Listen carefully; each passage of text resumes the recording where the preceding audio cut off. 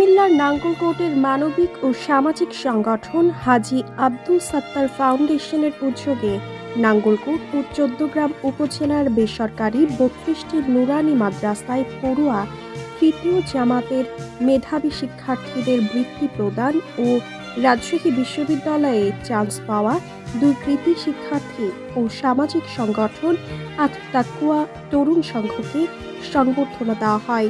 শনিবার সকালে উপজেলার রায়কোট দক্ষিণ ইউনিয়ন শ্যামেরখিল হামজা বিন আব্দুল মোতালিব দাখিল মাদ্রাসা মিলনায়তনে এই সংবর্ধনা অনুষ্ঠান অনুষ্ঠিত হয়।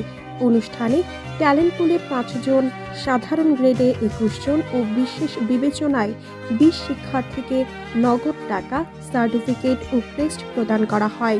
অনুষ্ঠান শুরুতে হাজী আব্দুল সাত্তার ফাউন্ডেশনের পক্ষ থেকে অতিথিবৃন্দকে ফুলেল শুভেচ্ছা দেওয়া হয়। হাজী আব্দুল সাত্তার ফাউন্ডেশন সভাপতি ও রায়কোট দক্ষিণ ইউনিয়ন পরিষদ প্যানেল চেয়ারম্যান আব্দুল মান্নানের সভাপতিত্বে অনুষ্ঠানে প্রধান অতিথির বক্তব্য রাখেন নাঙ্গলকোট উপজেলা বিএনপির সাবেক যুগ্ম আহ্বায়ক নুরুল ইসলাম সোহাগ। প্রধান বক্তা ছিলেন তিলিপ দরবারের পীর মাওলানা রুহুল আমিন সিদ্দিকী।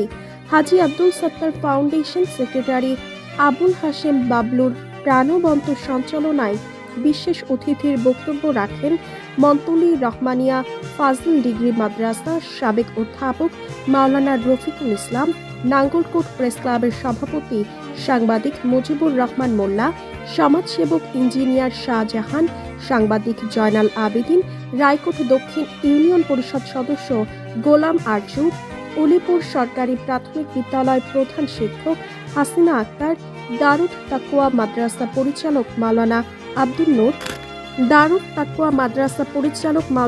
আব্দুল নূর, হাজী আব্দুল সাত্তার ফাউন্ডেশন পরীক্ষা নিয়ন্ত্রণ মাওলানা নজরুল ইসলাম। এ সময় উপস্থিত ছিলেন মাওলানা আব্দুল মান্নান, মাওলানা আবু সালেহ মোহাম্মদ সায়াদ উদ্দিন, হাজী মমতাজ উদ্দিন, আব্দুল মান্নান ড্রাইভার, মাওলানা রুহুল আমিন, মাওলানা শাহজাহান, মাওলানা জসিম উদ্দিন, মাওলানা বশির উদ্দিন সহ অনেকে। অনুষ্ঠান শেষে সকলের মঙ্গল কামনায় দোয়া মোনাজাত করা হয়।